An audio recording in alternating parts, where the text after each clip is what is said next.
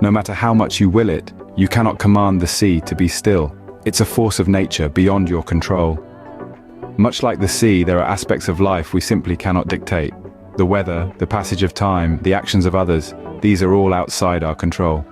The Stoics teach us to distinguish between what we can and can't command. It's about understanding and accepting the limits of your influence. Like the traffic on your morning commute, or your boss's mood swings. These are elements you can't control.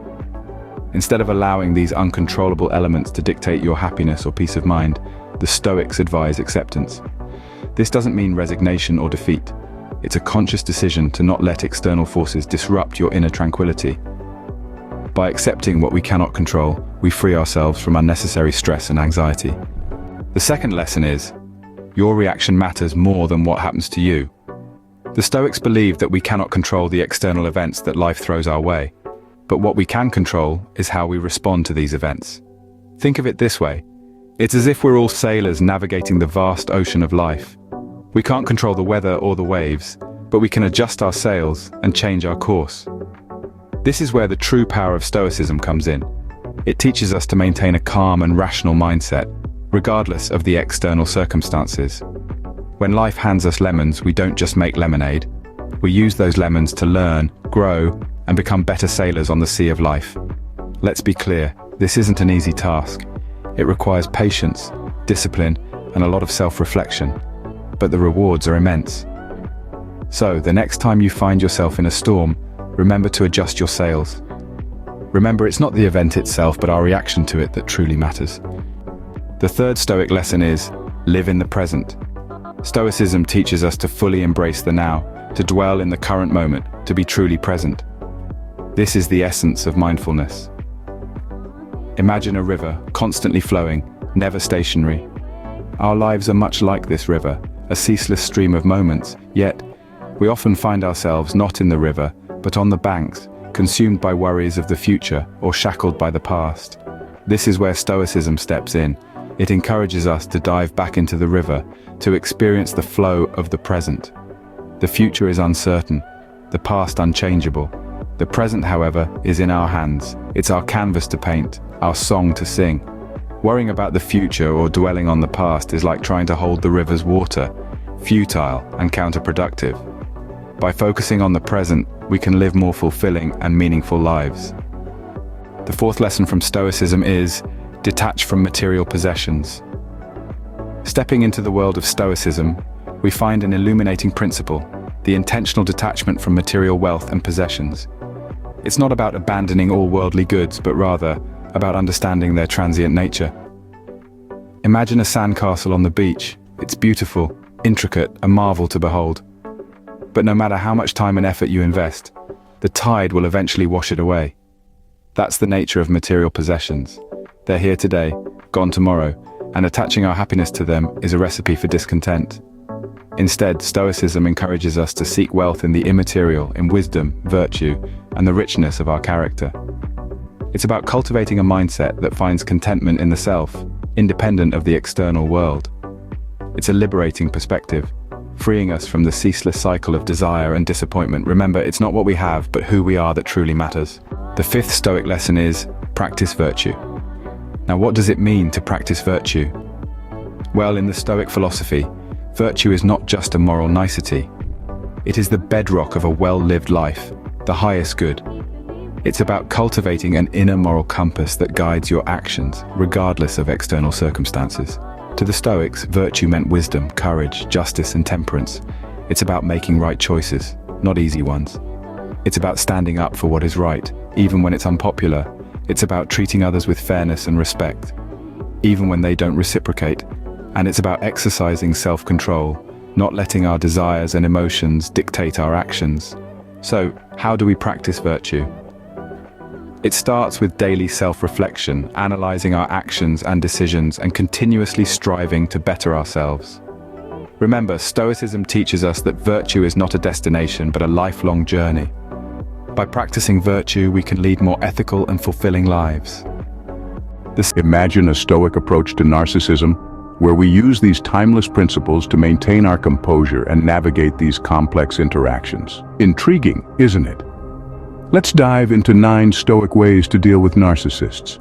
Firstly, the Stoic way encourages maintaining composure. When navigating the turbulent waters of narcissism, keeping a cool head is paramount.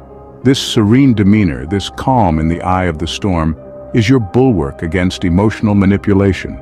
It keeps you grounded, prevents you from being swayed by the narcissist's attempts to control or destabilize. Your composure is not a sign of weakness, but a testament to your strength. It is your steadfast lighthouse in a sea of chaos. Remember, your tranquility is your strongest shield. Secondly, practicing detachment helps in dealing with narcissists. In Stoicism, detachment isn't about indifference, but rather a conscious decision to not allow external factors to disturb your peace of mind. It's about observing, not absorbing. When facing a narcissist, detachment empowers you to maintain your composure, unaffected by their attempts to manipulate or belittle. Visualize their words as mere echoes that don't hold any sway over you. So remember, the next time you're confronted with narcissistic behavior, detach and let their words lose power. Thirdly, know thyself is a crucial Stoic principle. This means recognizing your strengths, your weaknesses, and your triggers. By understanding these, you can predict your reactions and manage your responses effectively when dealing with narcissists. You become less reactive, more proactive. You're not swayed by their manipulation or the drama they might create. Instead, you stand firm, rooted in your self-awareness. This is your shield, your armor. In the wise words of Socrates, know thyself. Fourthly, acceptance is a key Stoic principle. When we encounter narcissists, we must accept their nature rather than attempting to alter it. It's like trying to change the course of a river, taxing and ultimately futile. By accepting, we align ourselves with reality, not against it. This acceptance doesn't mean approval, but rather an understanding of their inherent nature. This understanding brings peace of mind as we quit fighting an unwinnable battle. Acceptance, after all, is the first step to peace. Fifthly, Stoicism teaches us to focus on what we can control.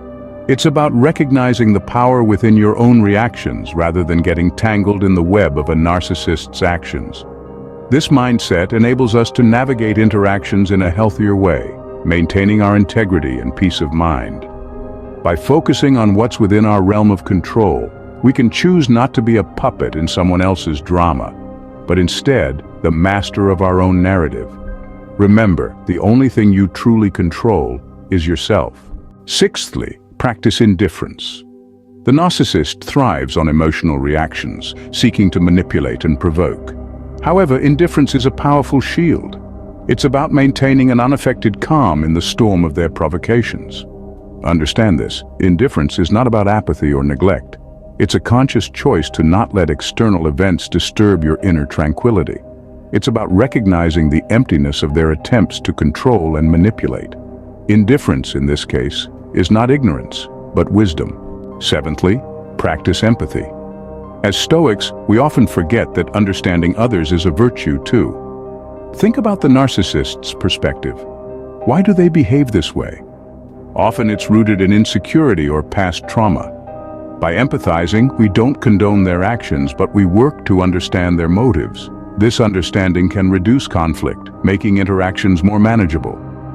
Remember, we're all products of our past experiences. Empathy is not just about feeling for others, but with them. Empathy is the bridge to understanding. Eighthly, use silence as a tool. When faced with the manipulative tactics of a narcissist, the power of silence becomes evident. Rather than feeding their need for conflict, silence can be your response. It's a display of strength, of your refusal to be drawn into their game.